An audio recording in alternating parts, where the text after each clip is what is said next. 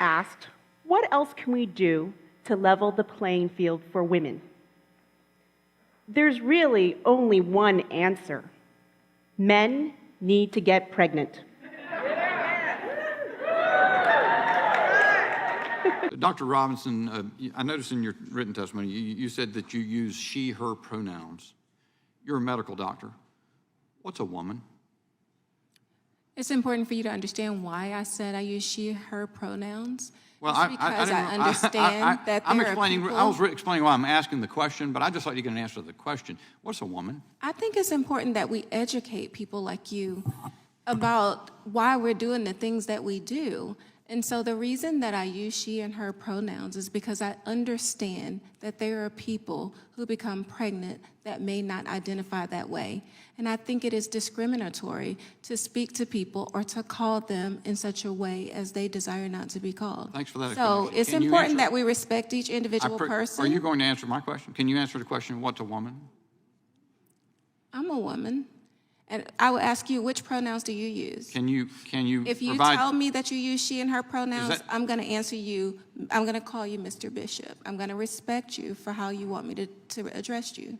I'm just asking, so you give me an example of a woman. You say that you are a woman. Can you tell me, otherwise, can you tell me what a woman is?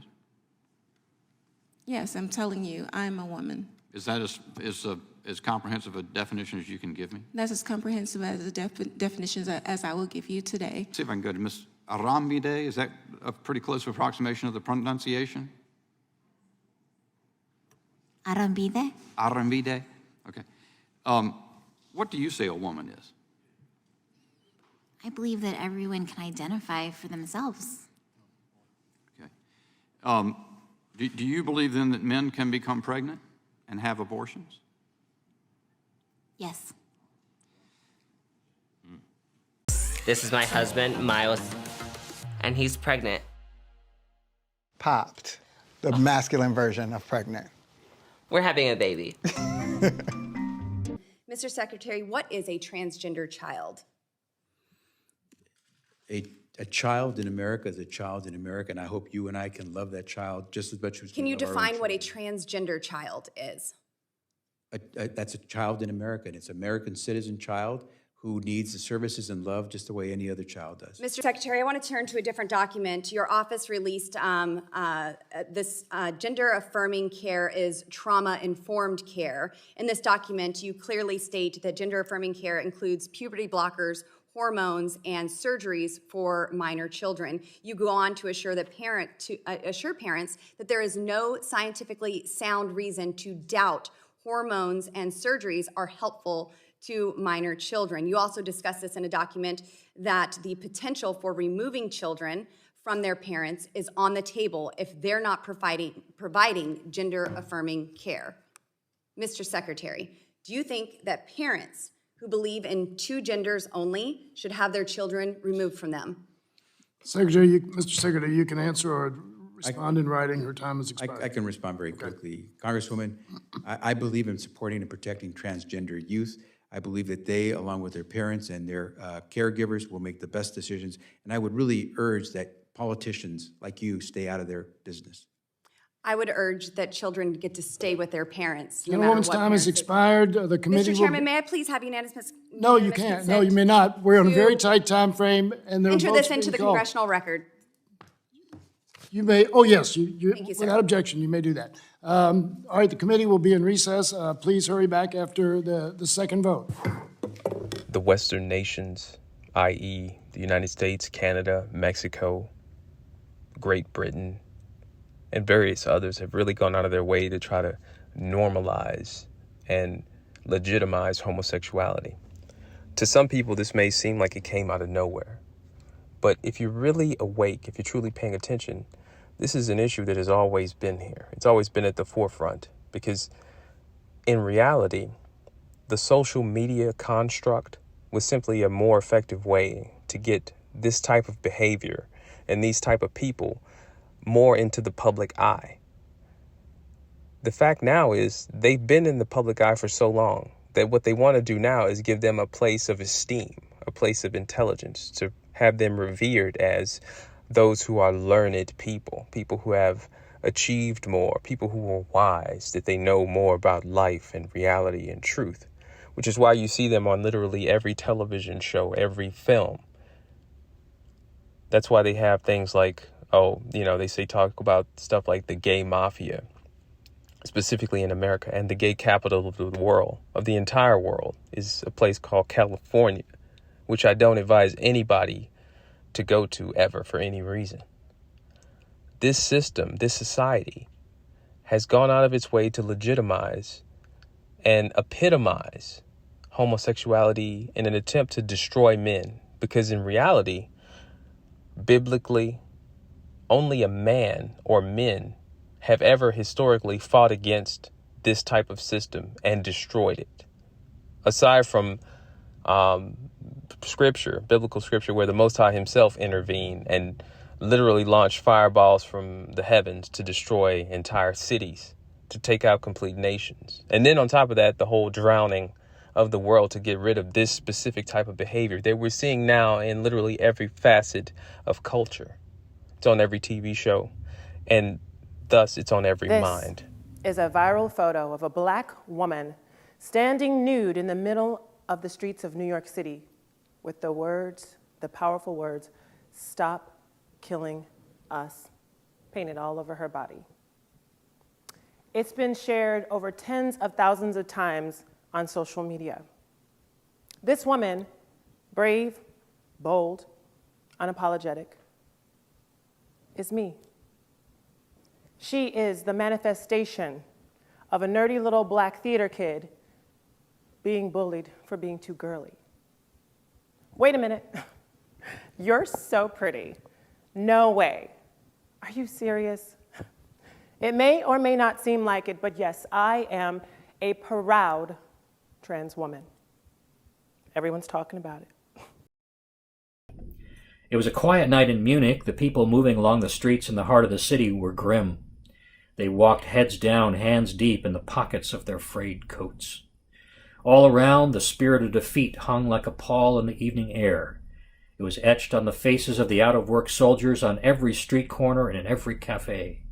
Germany had been defeated in the war, but it had been crushed by the terms of the Versailles Treaty. Everywhere the people were still mired in depression and despair, several years after the humiliating surrender of Kaiser Wilhelm. In this atmosphere, the purposeful stride of Captain Ernst Röhm seemed out of place. But Röhm was accustomed to being different. A homosexual with a taste for boys, Röhm was part of a growing subculture in Germany, which fancied itself a superior form of German manhood. A large, heavy man, Röhm had been a professional soldier since 1906, and after the war had temporarily lent his talents to a socialist terror organization called the Iron Fist. On this night, Röhm was on his way to meet some associates who had formed a much more powerful socialist organization. At the door of the Bratwurstglocke, a tavern frequented by homosexual roughnecks and bully boys, Röhm turned in and joined the handful of sexual deviants and occultists who were celebrating the success of a new campaign of terror. Their organization, once known as the German Workers' Party, was now called the National Socialist German Workers' Party, the Nazis. Yes, the Nazis met in a gay bar. Martin Damann collects private photo albums from various wars. He went through hundreds of albums from World War II and found so many pictures of cross-dressing soldiers that he published a whole book of them. Solche Fotos gibt's in allen Fotoalben aus Kriegen. Verrückterweise gibt's in den deutschen Fotoalben aus dem Zweiten Weltkrieg besonders viele dieser Fotos. Why was cross-dressing so popular in the Wehrmacht? One likely reason is Germany's carnival tradition. But there's more to it than that. Ich glaube auch die Situation der Soldaten selber war speziell. Also die waren ja dann teils jahrelang weiter weg, als sie sich hier hätten träumen können zu kommen. Und also besonders isoliert, vielleicht war da auch dann das Bedürfnis nach nach einem zeitweisen Entkommen größer als anderswo.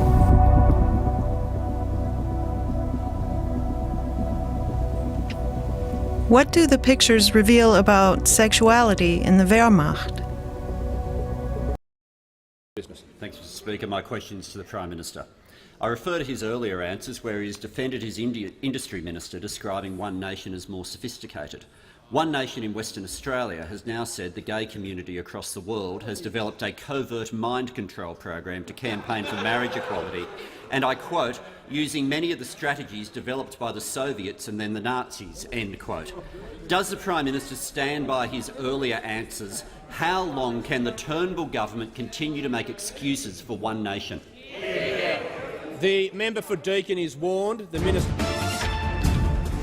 American popular culture is steadily being inundated with pro-LGBTQ messages. Marvel is pushing an on-screen same-sex kiss in a movie out next fall. HGTV has announced it plans to feature a throuple in its House Hunter series. That show will feature a married man and a woman who have 2 kids and are in a relationship with another woman who lives with them. And then there's AOC. The New York Congresswoman recently pledged allegiance to the drag on RuPaul's Drag Race All-Stars show. I'm Alexandria Ocasio-Cortez, and I pledge allegiance to the drag. It was between 1960 and 1971 when politics was being used as a full-on weapon to help disorient people from reality. That was when this first started, when politicians were casting votes that had nothing to do with politics, but with, medical science. I'll give you an example. It was with the whole separation of church and state, with that being an issue, being brought up in like the 1960s, 1970s again, that they went into medical texts and they said that homosexuality was no longer a mental disorder, but it was in fact nothing wrong with it at all. And then historically, governments and nations knew that this particular activity was physically harmful to the body. It was unsanitary, and it showed that there was no pleasure center in either a male or female anus. It's just literally soft tissue. But when the government, which government literally means mind control, decided to get involved with this, that's when you saw the true fall of reality from truth, when government got involved. But once you begin to understand that democracy and that a republic actually is designed to be an overarching system to protect our unique nuances, then we no longer look for public policy to reflect biblical ethics. If we can divide, or what you would call separation of church and state, then we can dwell together more effectively.